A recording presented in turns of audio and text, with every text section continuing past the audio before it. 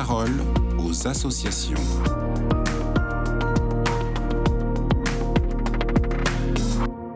Dans la parole aux associations d'aujourd'hui, notre invité Laurent Wallu, vous êtes référent funéraire des associations familiales catholiques. Parlons désormais de l'organisation des obsèques. Quels sont les domaines dans lesquels vous pouvez réaliser des économies ? Alors, il y a plusieurs façons de s'y prendre quand on n'est pas, c'est pas un décès soudain, quand on peut un peu s'y préparer à l'avance. Il ne faut pas hésiter à solliciter plusieurs devis à plusieurs pompes funèbres différentes. C'est totalement gratuit. Bien sûr, vous donnez votre nom en tant que demandeur, mais vous ne donnez pas celui du futur défunt, ni son adresse. Voilà. Et vous les comparerez, et ça vous sera sans doute très utile pour faire le bon choix. Ensuite, les différences de prix entre les cercueils sont considérables.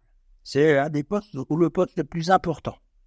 Donc, regardez bien cela quand même, et souvenez-vous tout de même que ce cercueil, il va être enfoui ou crématisé.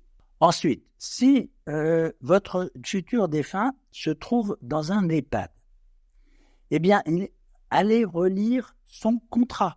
Vous l'avez peut-être jamais lu. Relisez-le, allez lire. Très souvent, il peut être mentionné dessus qu'il peut rester sur place 3 jours, et ça peut quand même bien vous arranger. Et d'autre part, que son premier transfert est pris en charge par l'EHPAD, et donc pas par vous. Donc ça vous fera une économie. Et quels sont les oublis les plus fréquents de la part des familles et de la part des pompes funèbres ? Effectivement, il y a des oublis qui sont faits de part et d'autre par les familles et par les pompes funèbres. Et je vais essayer de vous les citer.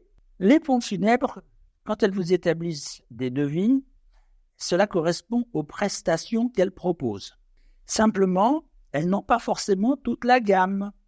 Et quelquefois, donc, elles ne vous en proposent pas qui seraient très économiques. Je pense au cas de pouvoir conserver chez soi le défunt qui est décédé au domicile. Ou bien rapatrier un défunt de l'hôpital ou de l'EHPAD vers son domicile.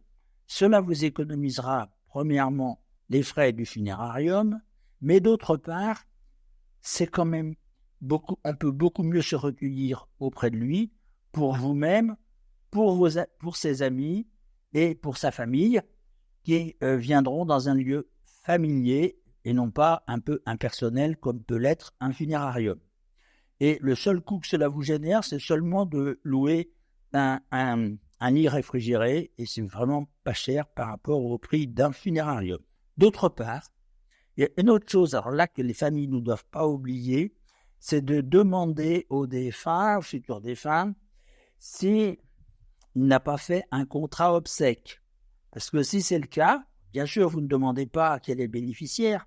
Le fait de savoir qu'il y en a un vous permettra auprès d'un organisme qui s'appelle l'AGIRA, A-G-I-R-A, de savoir quels sont les souhaits exprimés par le défunt, et surtout, vous aurez probablement tout le financement. Donc ça vous facilitera quand même bien les choses. Voilà.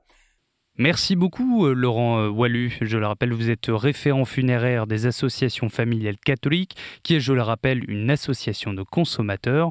Pour plus d'informations sur l'association, rendez-vous donc sur le site afc-france.org. Très belle journée à vous.